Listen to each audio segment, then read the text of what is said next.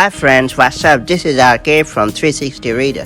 Right now, I'm going to talk about how you can check if your iPhone 11 is eligible for Apple's new display module replacement program. Apple had just released a new repair program for a handful of iPhone 11 devices affected by touchscreen issues. For affected devices, Apple or an Apple authorized service provider will provide service free of charge. Apple says that the issue only applies to the iPhone 11, not the iPhone 11 Pro or iPhone 11 Pro Max. Affected devices were manufactured between November 2019 and May 2020.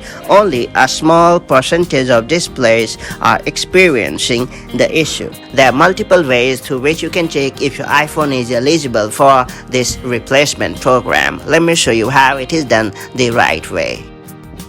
Before getting started, make sure you have subscribed our YouTube channel and hit the bell icon so that you won't miss any update from 360 Reader. To begin with, all you have to do is launch Settings app on your iPhone, and then you have to select General, and then you have to tap on About. You can also check iPhone 11's original packaging receipt or invoice.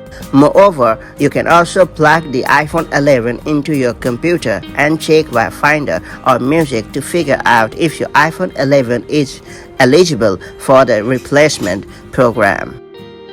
After you have your iPhone 11's serial number, you can head to Apple support website and enter to find out if your device is eligible. If your iPhone 11 is eligible and experiencing the touchscreen issue, Apple or an Apple authorized service provider will offer service free of charge. According to Apple, the service will include the replacement of your iPhone 11's display module. The tech giant states that the program covers affected iPhone 11 devices for 2 years after the first retail sale.